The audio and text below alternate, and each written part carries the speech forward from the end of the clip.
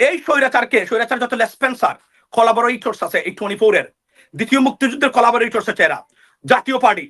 আপনারা যারা যেখানে আছেন জাতীয় পার্টির এই সান অফ বিচ, এই আপনার জিএম কাদের, তারপরে হচ্ছে আপনার আরেকটা কোনটা রাঙ্গা, তারপরে আরেকটা কোনটা এই যে আপনার এই যে নাম কি এই যে মুজিবুল হক চুন্নু, এই হারামজাদা দেখবেন সংসদে এসে ইমোশনাল কথাবার্তা বলে, মানে সে খুব আইনের শাসনের পক্ষে।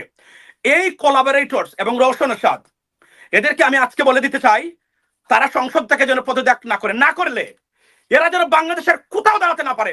এই 15 বছরের স্বৈরশাসকদের বিরুদ্ধে স্বৈরশাসকদেরকে ক্ষমতায় রাখা, বাংলাদেশটাকে জিম্মি করা এই অন্যতম কোলাবোরেটর হচ্ছে জাতীয় পার্টি। এরা গণদুশ্মন, এরা শত্রু আপনাদের।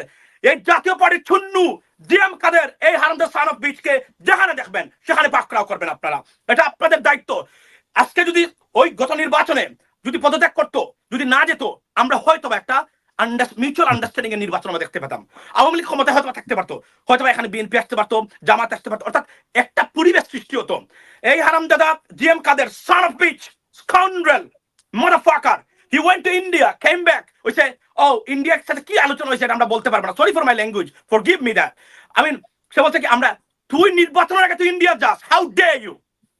জাতীয় পার্টির কল্পনা করে এদের কোনো আইডিওলজি নাই, ইমোশনাল ইসলামিক কিছু মূল্যবোধের কথা বলে ওই যে একটা আসিল বদমাইশ ওই রেখে গেছে এই এরা, এবং এরা এখন এই সরকারের অন্যতম সহযোগী।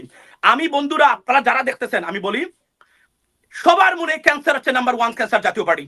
এদেরকে সার নয় বাংলাদেশে, এদেরকে যেখানে পাবেন GM Quader son of bitch motherfucker, we gonna go after you, don't worry about that. তোর বাংলাদেশের রাজনীতি আমরা শেষ করে দেব। বাংলাদেশের জাতীয় পার্টি নামে কোনো রাজনৈতিক দল যেন না থাকে।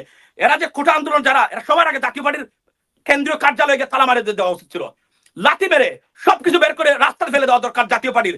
এই খুরাঙ্গার স্কাউন্ডেল দেখেন সে নির্বাচন আগে সে ভারতে যায়, কত বড় দুঃসাহস তার। ভারত থেকে এসে বলে কি আলোচনা হয়েছে সে বলতে পারবে না। সে বাংলাদেশের পলিটিশিয়ান, বাংলাদেশের খায়, বাংলাদেশের পরে, বাংলাদেশের সুবিধা নেয়।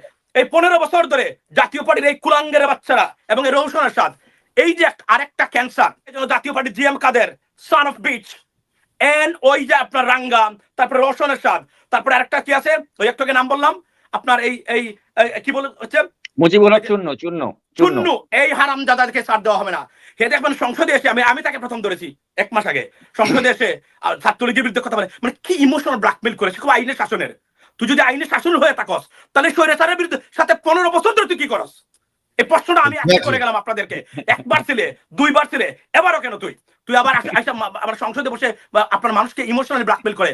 জাতীয় পার্টি বাংলাদেশের জাতীয় পার্টি নামক কোন রাজনৈতিক দল যেন বাংলাদেশে না থাকে, এবং এদের কোন কোলাবোরেটরকে যদি আমি এখানে পাই নিউ ইয়র্কেও, আমি কিন্তু এদেরকে ধরবো। আমি বলে দিলাম জাতীয় পার্টি কেউ যেন আমার সামনে না আসে অন্তত নিউ ইয়র্কে বা আমেরিকাতে, আমি কিন্তু এদেরকে হাডসন রিভারে ফেলে দিব। এরা হচ্ছে poison, cancer, garbage. They should not be in the politics. They do not deserve to be in politics.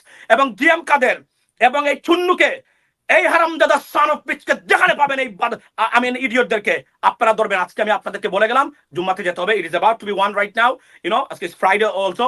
সুতরাং এটা মনে রাখবেন, যত গণশত্রু আছে এদেরকে চিহ্নিত করতে হবে, দেশে বিদেশে যত কোলাবোরেটর আছে এদেরকে, এবং চিহ্নিত করে রাখতে হবে। কারণ এটা একটা যুদ্ধ, আমাদের কত সন্তানকে এরা মেরেছে। আপনি কল্পনা করেন একটা দৃশ্য দেখার পরে রাত্রে ঘুম হয় না।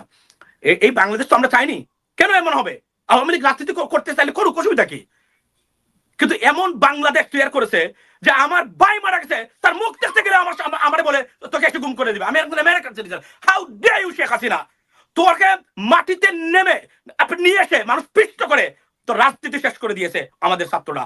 কোনোদিন এখান থেকে মাপ পাবে না। আর এতটা ঘৃণা, অনাস্থা এবং আরো একটা 3টা গণহত্যার মানে দায়িত্ব এখন শেখ হাসিনার কাঁধে। কিভাবে মুক্তি পাবে সে? কোনো অবস্থায় মুক্তি পাবে না। সে সারা জীবন তাকে জেলে থাকতে হবে, সারা জীবন তাকে জেলে থাকতে হবে। এই জেল টার্ম তাকে কেউ বাঁচাতে পারবেন না। এবং আমি আবার বলছি, আপনাদেরকে ডিসপার্স করার চেষ্টা করবে, বই দেখাবে। এই যে এখন যেটা